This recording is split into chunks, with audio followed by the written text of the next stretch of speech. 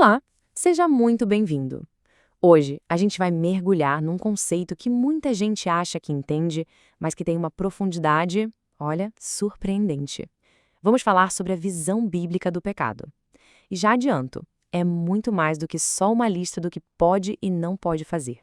Então, para a gente não se perder, olha só o nosso roteiro de hoje. Primeiro, a gente vai entender o que é pecado afinal. Depois, de onde surgiu essa ideia de imperfeição? E uma pergunta importante: será que todo pecado tem o mesmo peso?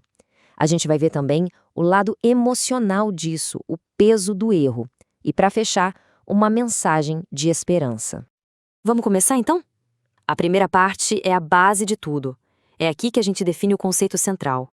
A pergunta que não quer calar. Lá na essência, o que é o pecado? Bom, a definição bíblica é bem abrangente, né? Pecado não é só fazer algo errado. É também pensar, sentir ou simplesmente não fazer o que a gente sabe que é certo. Ou seja, vale tanto para a ação quanto para a omissão. Mas a ideia principal, o coração do conceito, é essa aqui: errar o alvo. E isso é fascinante porque a palavra original para pecado não tinha a ver com lei ou regra, sabe? Pensa comigo, nos idiomas originais da Bíblia, a palavra para pecado significava literalmente errar um alvo. Tipo um arqueiro que mira no centro com toda a intenção de acertar, mas a flecha desvia um pouquinho. Ele pecou, ou seja, ele errou o alvo. Tem até um exemplo bem prático. A Bíblia fala de soldados tão bons de mira que conseguiam atirar pedras sem pecar, ou seja, sem errar. A ideia, então, não é de maldade, mas de não alcançar um padrão de perfeição. Ok, se a ideia é acertar um alvo perfeito, por que todo mundo parece errar?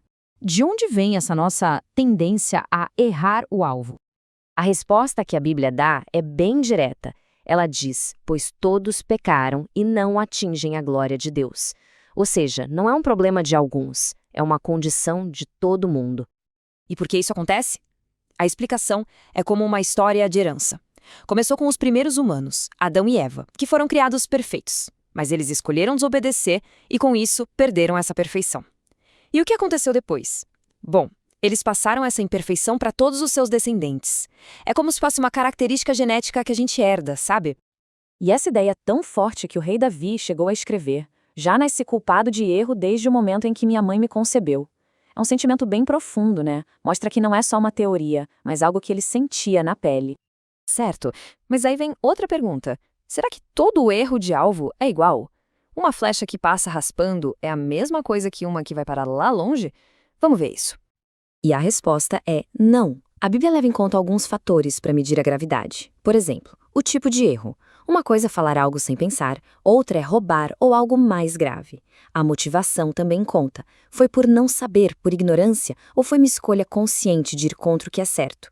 E, claro, a frequência. Foi um deslize uma única vez ou é algo que a pessoa faz sempre, como um hábito? Então, sim, existem níveis de seriedade. E além da ação em si, existe a consequência emocional de errar o alvo. É um peso que a pessoa carrega. O rei Davi, de novo, descreveu isso de um jeito muito forte. Ele disse: pois os meus erros pairam acima da minha cabeça, como um fardo pesado, são demais para eu carregar. Dá para sentir o peso, né? É como se cada erro fosse uma pedra a mais numa mochila que a gente carrega até o ponto em que fica pesado demais. Mas a história não acaba aí, com esse sentimento de um fardo esmagador. Depois de mostrar o problema, a Bíblia apresenta uma solução, uma mensagem de esperança. Olha só que mensagem poderosa. Deixem os maus o seu caminho, que eles voltem para Jeová, que terá misericórdia deles, porque perdoará amplamente. A palavra-chave aqui é amplamente. Não é um perdão pequeno ou com condições, é um perdão generoso, completo. Então a gente tem um contraste bem claro, né? De um lado, o pecado como um fardo super pesado, do outro, perdão como um ato de misericórdia que tira esse peso, que restaura. É o problema e a solução lado a lado. Para a gente fechar, vamos resumir em 2 pontos principais. Primeiro, a ideia central do pecado na Bíblia é errar o alvo. É menos sobre quebrar regras e mais sobre uma condição que todos nós herdamos. E o segundo ponto, talvez o mais importante, apesar dessa condição, a mensagem final é de esperança. Existe um caminho para o perdão, um perdão amplo e disponível. E isso tudo nos leva a uma última reflexão. para a gente pensar depois.